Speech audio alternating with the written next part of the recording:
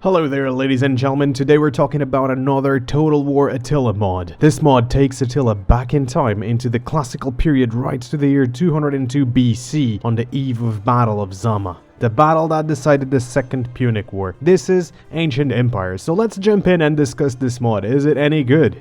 We are going to find out. First off, let's talk about the main menu. Nothing special, UI is consistent, fits the background, but the ambience. It does set the tone for a gritty campaign full of war and struggle, which is good. I like this. Have a listen.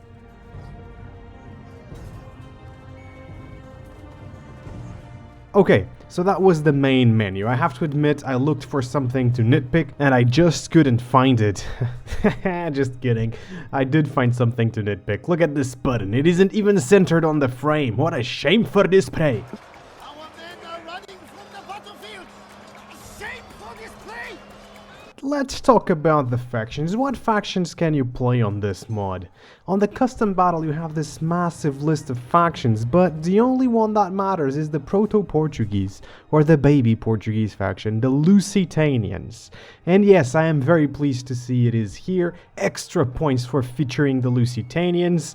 Actually, let's just finish this video. This mod is amazing, it's great, it's all it needed is to have the Lusitanians. But are the Lusitani also on the campaign? Yep, they're also here. It feels good. But if you've already played as the Lusitanians, you can always have a look around and see what's available.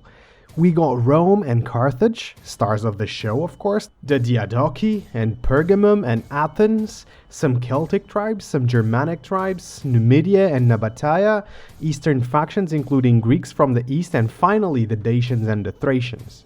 Now, unfortunately, I will not be playing a campaign in this video, which is a shame, but I'll eventually stream a Lusitanian campaign, so make sure to follow me on Twitch. Either way, since I'll be just snooping around, let's have a look at the campaign and see what we can complain about. I started a campaign with Carthage the other day, and 35 turns in, I managed to retake southern Spain from the Romans. I got this Numidian settlement, and of course Syracuse now is ours, and I have this siege going on for about 6 turns. What I'm finding odd is that Rome never made a move against me in these 35 turns. Is it an AI problem, or is just Rome a little bit too busy? I doubt it's the AI in general, since I've had wars declared on me. The Celtici, for example, whom I subdued, and now the Gaetuli wanted to taste a little bit of Hannibal's tactics. That said, the campaign is slow-paced, and the how is through 2 main mechanics. First, to slow down conquest, culture and public order are harder to manage, or at least to turn these in your favor. And secondly, the amount of money you make is very low, so expect a lot of waiting about when you are a small faction. Your economy will pick up, but as Carthage, I'm making 4,000 per turn and I only have 1 full stack, 1 half stack, and an army with just a general and 2 other units. Considering that buildings costs are also higher in the mod, this really isn't all that much, and it'll take you many turns to build a strong economy. Speaking of buildings, let's have a look, since we have completely different buildings and building trees. This is actually interesting, and I'll just be browsing a few on the background. It's just a whole new set of buildings to get familiar with. I like the icons, some better than others, and particularly I like the ones that came from Rome 1. I wish they had been consistent in using Rome 1 assets. There are quite a few sound effects taken from Rome 1, and you can hear them in diplomacy, for example, this.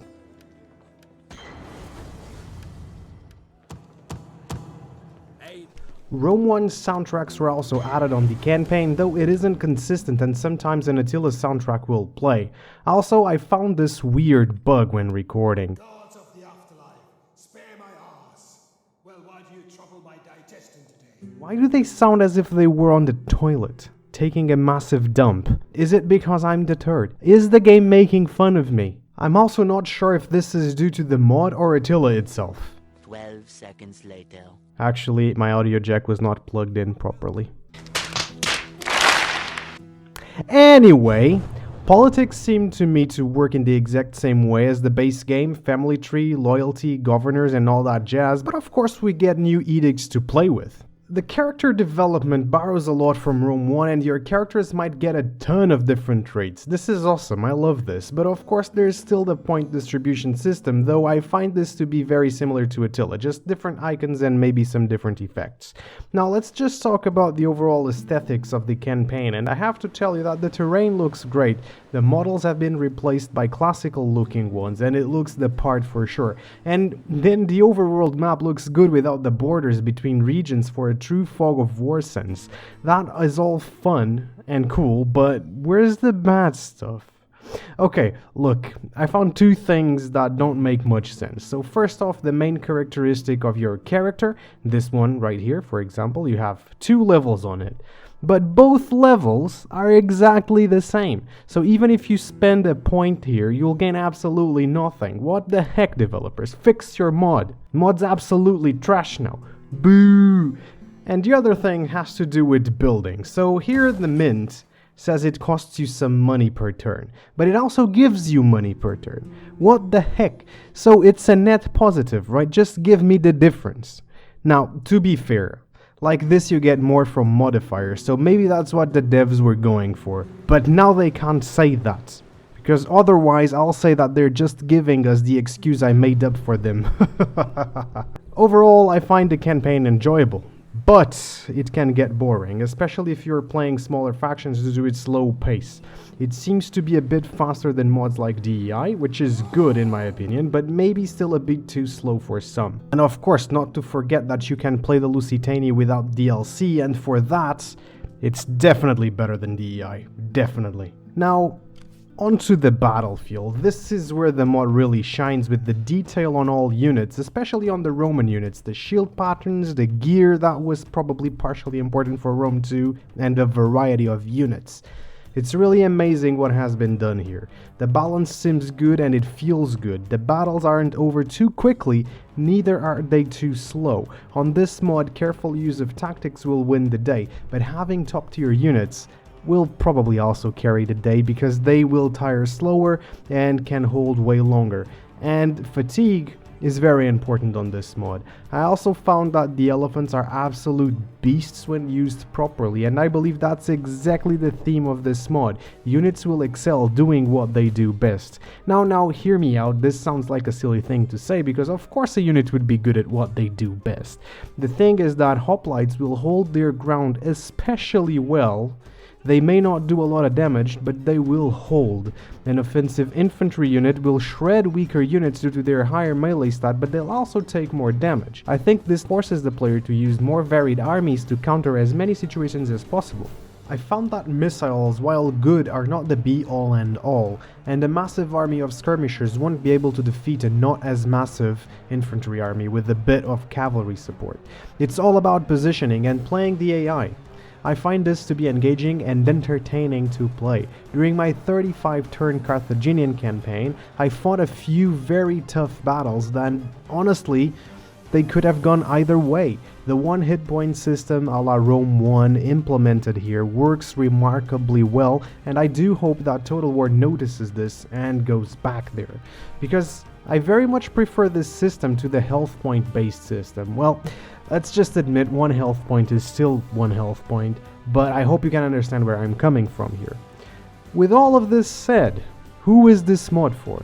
Rome 1 and 2 enthusiasts who also like the Attila framework better. I think it's undeniable that Attila builds on Rome 2, and the only disadvantage I see with Attila is its performance. It's quite worse. Most other things are better. It has more mechanics, better politics, you can burn regions to the ground.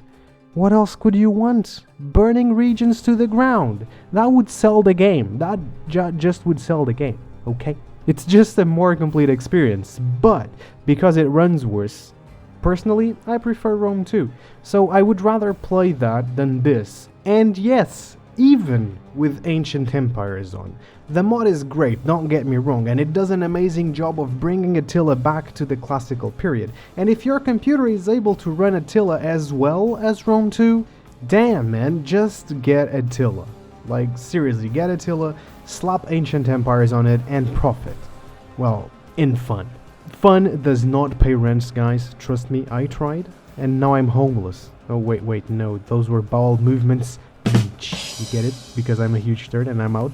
I'm a funny guy. Anyway, I'll give this game a -7 plus 15 out of 10. Hope you enjoyed this Total War mod review. Well, sort of a mod review.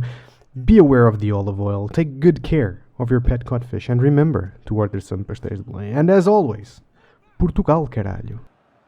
I'm in Portugal.